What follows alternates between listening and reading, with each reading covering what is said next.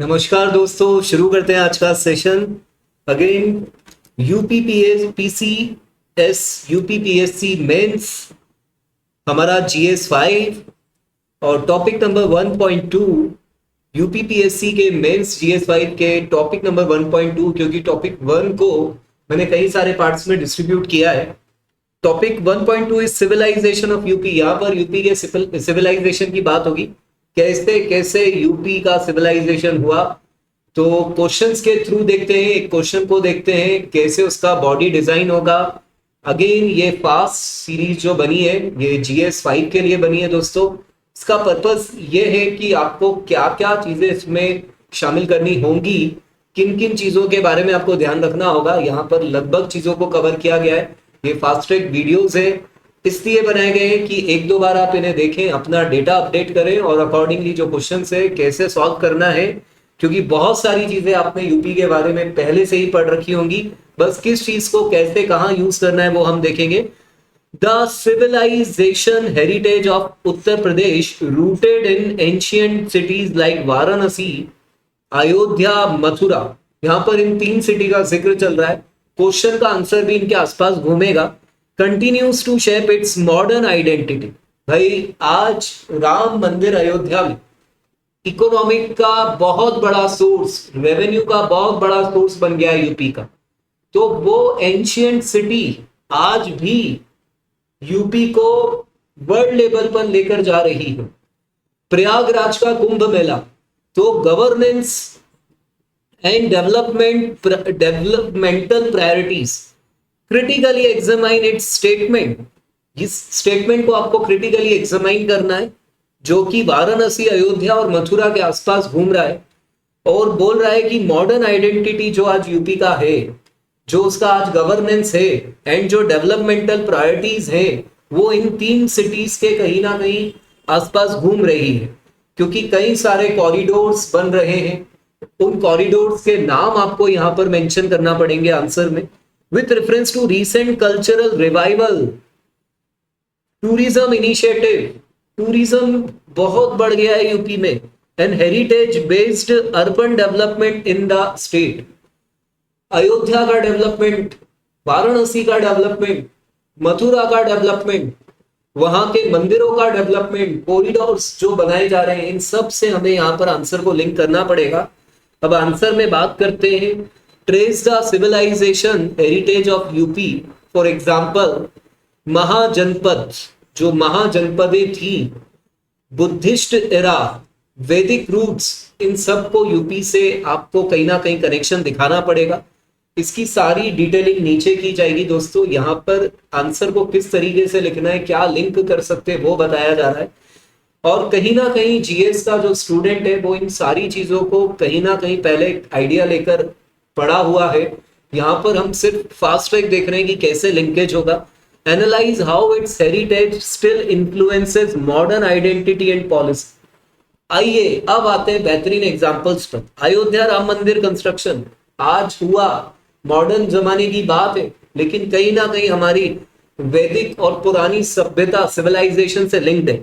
Kashi Vishwanath corridor project, ये भी पुराने जमाने की चीज है, लेकिन आज इसका डेवलपमेंट हो रहा है। मथुरा वृंदावन रिलीजियस सर्किट, आज इसका डेवलपमेंट हो रहा है।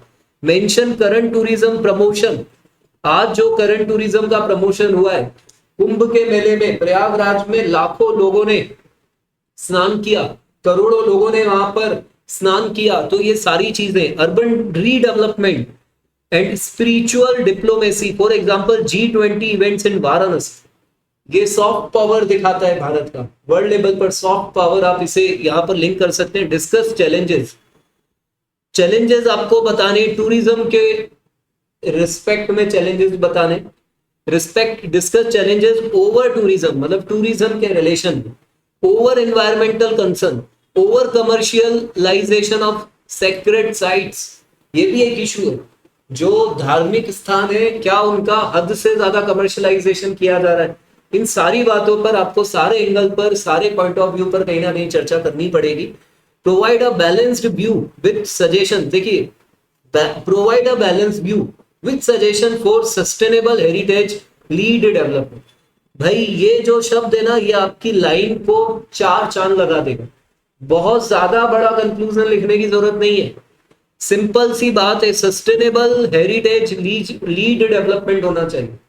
मतलब आपको डेवलपमेंट करना है, लेकिन हेरिटेज को बचाते हुए, उसकी हेरिटेज को, उसके रिलीजियस इंपॉर्टेंस को, वहां के लोगों की भावनाओं को ध्यान में रखकर आपको डेवलपमेंट करना है। तो और इन्वायरमेंट को देखकर डेवलपमेंट करना है। ऐसा नहीं है कि अयोध्या में इतना सारा डेवलपमेंट कर दिया कि उसका सरयू नदी पर इंपैक्ट आ रहा है। ये सारी चीजें आपको देखनी पड़ेंगी, किस तरीके से यहाँ पर चीजों को हमने कवर किया है। कोशिश हमारी यही है कि कम टाइम में हम बहुत सारी चीजों को कवर करें, आपको एक आइडिया दें। चलिए दोस्तों, नीचे आते हैं। अब हम थोड़ा सा इस टॉपिक के और डेटा पर बात करें। अब हम क्वेश्चन से बाहर आ चुके हैं। The civilization of Uttar Pradesh is one of the most ancient, ancient है, अभी मालूम चलेगा क्यों एंशियंट है, and culturally rich in the world. It world level पर एंशियंट बोल रहे हैं। It has been a major centre of political, cultural, religious and social development for thousands of years.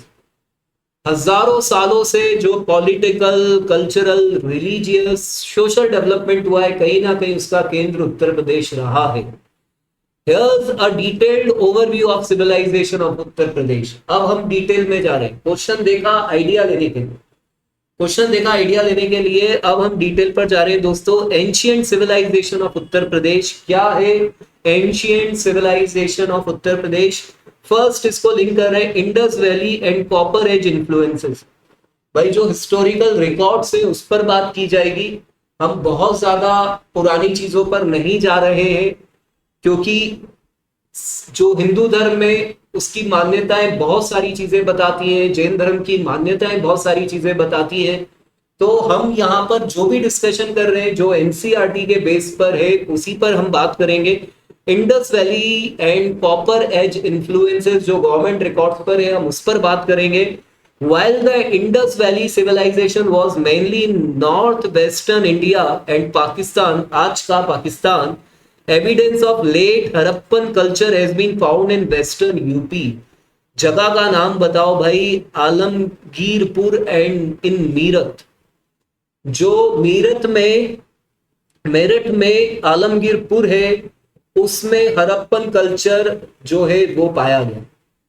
ठीक है, इसके अलावा ओसीपी कल्चर और शे coloured pottery culture around 2000 to 1500 BC existed in UP's Ganga Yamuna Doab region. यहां पर मिला है OCP culture which connects to post Harappan tradition. भाई ये पुराना हरप्पा हो गया, ये पोस्ट हरप्पन हो गया। ये पोस्ट हरप्पन का जो ओसीपी कल्चर है, जो 2000 से 1500 बीसी के बीच का है, वो भाई साहब हमको गंगा यमुना दोआब रीजन में मिलेला। ठीक है, वैदिक सिविलाइजेशन की बात हो रही है 1500 से 500 बीसी के बीच का। Aryan settler came into the Indo-Gangetic plains with UP forming the heartland of Vedic civilization। देख लीजिए भाई साहब, जो गंगा इंडो गैंगेटिक प्लेन से, गंगा के जो प्लेन से, वहां पर जो आर्यंस का सेटलर्स जो हुए, वैदिक सिविलाइजेशन जिसने निर्माण किया, वो यहीं पर है। कोशल and Puru kingdoms thrived here. भाई ये दो किंगडम थे, जो महाजनपदें थी, वो यहां थी। The Rigveda, the oldest Vedic text, mentions river like Yamuna and Ganga. Rigveda में यूपी से बहने वाली, यूपी से फ्लो होने वाली यमुना और गंगा का जिक्र है। Varanasi became a major religious and learning centre. उस जमाने का यूपी जो वाराणसी था, वो वैदिक शिक्षा का केंद्र बना हुआ था। भाई साहब ध्यान दीजिएगा, महाजनपद एंड राइज ऑफ सिटीज। देखिए, आप इन सारी चीजों को कहीं ना कहीं भारतीय स्तर पे, ओवरऑल इंडिया के लेवल पे पढ़ते हैं हिस्ट्री में, लेकिन यहाँ पर हम यूपी से पर्टिकुलरली को रिलेट करेंगे। तो जो भी जगह का नाम, प्लेस का, रिवर का आप यूज कर रहे हैं, वो यूपी से कनेक्टेड होना चाहिए। 16 powerful Mahajanapada, great kingdoms rose in ancient India, many were in modern UP. Kaushal, Ayodhya, Kashi, Varanasi और पंचाल वेस्टर्न यूपी।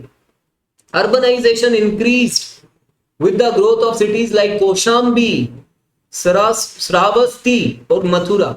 ये दोनों जो जगह आप देख रहे हैं दोस्तों, मथुरा श्री कृष्ण जी की जन्मभूमि, और श्री कृष्ण जी के चचेरे भाई तीर्थंकर नेमिनाथ, जो कि जैन धर्म के 22nd तीर्थंकर है, जिनको मोक्ष मिला गिरनार पर्वत से, जो कि गुजरात में है। गुजरात में गिरनार की जो हील है। मथुरा श्री कृष्ण से रिलेट हुआ। श्रावस्ती और कौशाम्बी, ये जो आप नगरियां देख रहे हैं दोस्तों, ये जैन तीर्थंकर की जन्मभूमियां हैं। तो यहां पर अर्बनाइजेशन इंक्रीज हुआ था किस जमाने में? महाजनपद के जमाने में। लेकिन ये उससे भी पुरानी रियलिटी में सिटीज रही हैं, बहुत पुरानी सिटीज रही हैं। लेकिन हम यहाँ पर जो भी बात करेंगे वो हम जो हमारा सिलेबस है उसमें हम बंधे हुए हैं, उसके अकॉर्डिंगली हम चलेंगे। बुद्धिस्ट एंड जैन एरा की बात करें, 6th और 3rd century BC, Sarnath near Varanasi is where Gautam Buddha Swami gave his first sermon, Dharma Chakra प्रवर्तन। धर्म चक्र सर्वदा चलता ही रहेगा। तो आप देख रहे हो भाई, गौतम बुद्ध ने जो फर्स्ट सरमन दिया यहां पर सारनाथ में। Mathura was a strong hold of Jainism और बुद्धिज्म। भाई यहां पर जो आप देखोगे मूर्ति कला, जो यहाँ पर मूर्तियां बनाई जा रही थी भगवानों की, वो यहाँ पर बहुत ज्यादा बनाई गई। Emperor Ashoka, the great Ashoka, built stupas and pillar in UP, including the famous lion capital of Ashoka at Sarnath. Now India's national जो राष्ट्रीय चिन्ह बन चुका है, lion capital of Ashoka at Sarnath. भाई इन चीजों को यहां पर मेंशन करना बहुत जरूरी है। मौर्यन टू गुप्ता पीरियड, थोड़ा आप स्पीड बढ़ाएंगे। The Mauryan empire ruled from Pataliputra close to UP and integrated the region. भाई यूपी पर इफेक्ट था, सीधी सी बात है। पाटलिपुत्र माना बिहार में है। Kushans specifically under Kanishka made Mathura their capital and developed it into a culture and artistic hub. Mathura Kushan जो थे उनका capital Mathura. Gupta empire considered the golden age of India. Wow had significant activity in UP city like Prayagraj. आज का Prayagraj flourished in trade, art and education। इसको यहां पर आप देखेंगे। अब आते हैं मध्य भारत में, मध्यकाल में आते हैं, मिडीवल इरा में आते हैं। इस्लामिक इन्फ्लुएंस यूपी पे बहुत रहा।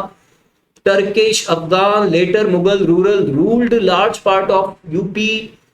City like Agra, Lucknow, Fatehpur Sikri became center of Mughal architecture, culture and administration. The Taj Mahal, Agra Fort, Itmad Dowlah tomb are lasting symbols of this era। Mughal era के जो symbols हैं यहाँ पर हमने जिक्र किए। भक्ति एंड सूफी मूवमेंट्स ये भी यूपी में रिलेट करती हैं। कबीर, तुलसीदास, सूरदास, रविदास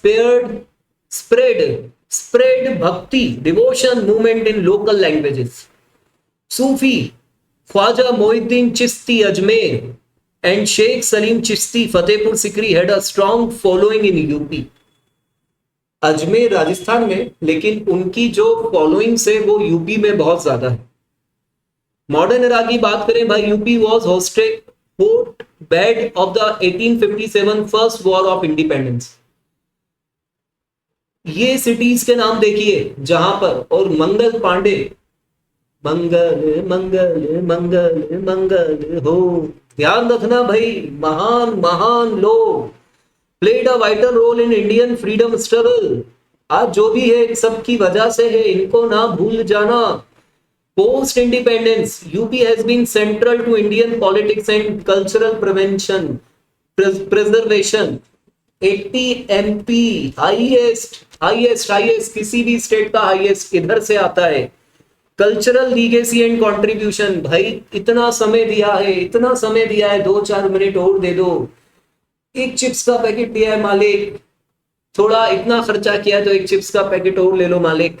वो डायलॉग मत भूलो, इतना आगे आ गए हो और थोड़ा सा लगना है आपको। कल्चरल लीगेसी एंड कंट्रीब्यूशन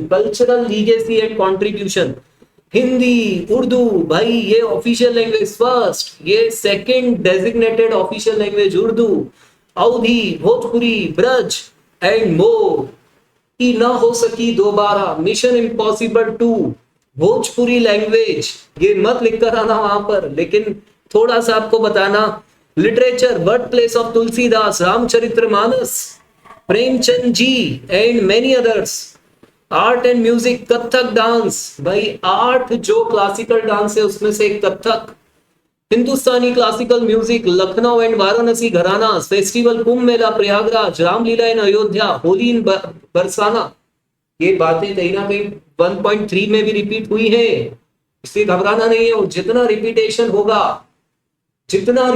होगा उतना घुसेगा दिमाग में, ये बात ध्यान रखना। Major ancient cities in UP, एक और समरी देख लो।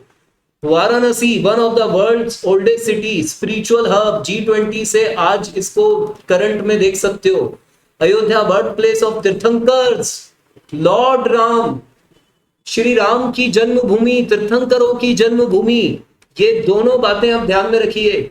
तो ये जो अयोध्या है आज के जमाने में Ayodhya corridor, Mathura, birth place of lord Shri Krishna, Sarnath, site of Buddha's first sermon, Buddha स्वामी ने यहां पर अपना पहला पहला पहला प्रवचन बोल सकते हैं हम, यहाँ पे पहली बार उन्होंने, जिसको उस घटना को धर्म चक्र परिवर्तन बोला गया, प्रवर्तन बोला गया, sorry, Dharma Chakra Pravartan. Prayagraj, ancient learning centre and Kumbh Mela site, Shravasti, important Buddhist and Jain site, और Kaushambi, capital of ancient Vatsa kingdom. तो ये सारी चीजें दोस्तों आपके काम की है और आपको ग्रोथ देने वाली है, तो इन सारी बातों को ध्यान में रखिए। इस सेशन में इतना ही, हमारी कोशिश थी हम ज्यादा से ज्यादा चीजों को कम टाइम में कवर करें, सारे एंगल खोलने की कोशिश करें, लेकिन एक बात ध्यान रखिएगा, कोई भी क्वेश्चन डायरेक्ट नहीं आएगा। पुराने यूपी को, 3-4 हजार साल पुराने यूपी को, उसकी पुरानी चीजों को आज लिंक करके बताना पड़ेगा, क्योंकि आज सिविल ऑफिसर, आज आप आज के बन रहे हो, 3 साल पुराने नहीं बन रहे हो, आज के बन रहे हो।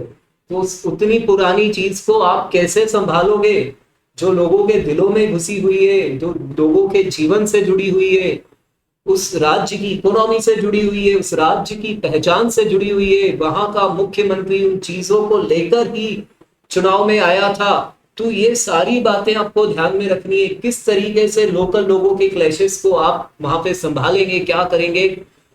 बुकिश लाइफ बहुत अलग है, जब आप वास्तव में उस फील्ड पर जाएंगे तब आपको मालूम चलेगा कि मैं क्या आंसर लिख रहा था और यहाँ मैं क्या कर रहा हूं। तो दोस्तों अभी तो आप आंसर राइटिंग पे काम कीजिए, और जब आप सिलेक्शन लेंगे तो वास्तव में उस रियल लाइफ में भी धीरे धीरे अनुभव आएगा। ये जिंदगी पूरी अनुभव पर चल रही है, हर रोज नया अनुभव है, रोज नई सक्सेस है, रोज नई फेल्योर है, कोई दिक्कत नहीं है, सुकून होना चाहिए। चलिए दोस्तों आज के लिए इतना ही, मैं इस सेशन को एंड करता हूं यहाँ पर।